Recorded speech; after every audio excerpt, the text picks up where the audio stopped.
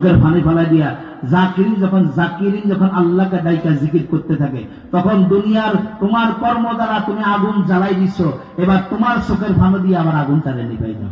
আল্লাহ আমাদেরকে বুঝার তৌফিক দেন। আমি মিনতি করে বলছি আপনাদেরকে, মহব্বতের তাগিদে মিনতি করছি। আবার অভিভাবকের দায়িত্বে থেকে শাসন করে বলছি, বাবা অযথা সময় নষ্ট করবে না। ভালোবাসার তাগিদে মিনতি করছি, অভিভাবকের তাগিদে তোমাদেরকে শাসন করে বলছি, খবরদার একটা সেকেন্ডও তোমাকে আল্লাহ পাক বলতেছেন, আমি আল্লাহ একটা সেকেন্ডের জন্য তোমাকে সময় দিব না। সুতরাং আমার রব বলতেছে সময় দিবে না, তাহলে অযথা কেন সময় নষ্ট করছি। এবার সুন্দর করে বলছি, বাবা মিনতি করছি, মায়ার দৃষ্টিতে মিনতি করছি। অভিভাবকের সুরে তোমাদেরকে ধমক দিয়ে বলছি, রাগ করে বলছি, বাবা অযথা সময় নষ্ট করো না। আমরা কি সময় নষ্ট করব? আর এলোমেলো করবো করবো না। আমরা লক্ষ্মী ছেলে, আমার লক্ষ্মী সন্তানগুলো, আমার পর্দার আলা আমার যে সমস্ত মায়েরা আছো, মেয়েরা যারা আছো, আল্লাহর ওয়াস্তে একটু আদবের সহিত বসো, কথা বললো না। তোমার কথাটাও কিন্তু একটা দামি। তোমার এই কথার আওয়াজ যাতে পর পুরুষ যাতে না শুনে এদিকে তাকানো চেষ্টা করে। তুমি কেমন চলো বাইরে, আমার এটা দেখবো না। আমি তোমাকে এমন ভাবে প্রশিক্ষণ দিচ্ছি, মাগো এই প্রশিক্ষণটা যদি একটু মেনটেন করতে পারো না মা, তুমি এরকম মা যে মায়েদের কাছে আমার আল্লাহ রসুলের মাধ্যমে সালাম পাঠিয়ে দিয়েছে, সুবহানাল্লাহ।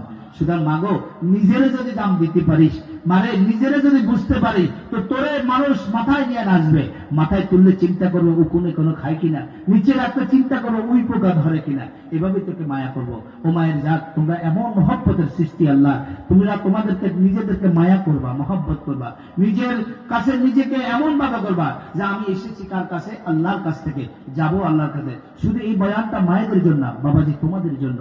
যদি আবু বকর সিদ্দিককে আল্লাহ কবুল করতে পারে, ওমর ফারুক আজমকে যদি কবুল করতে পারে, হযরত মাওলানা আলী কাররামাল্লাহু ওয়াজহাকে যদি কবুল করতে পারে, হাসাইনকে যদি কবুল করতে পারে, তাহলে আমাদেরকে কি কবুল করবে না?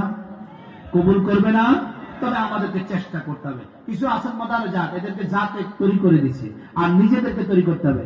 আল্লাহ আমাদেরকে অনেককে মাদার জাত করেন নাই, এখন এই কারণে আমরা মাদার জাত হই নাই। তাই বলে হাত পা গুটাই দিয়া আমি সমুদ্রে পড়ে গেছি। এই দুনিয়াটা হচ্ছে একটা নোংরা সমুদ্র, এই সমুদ্রে পড়ে গেছি।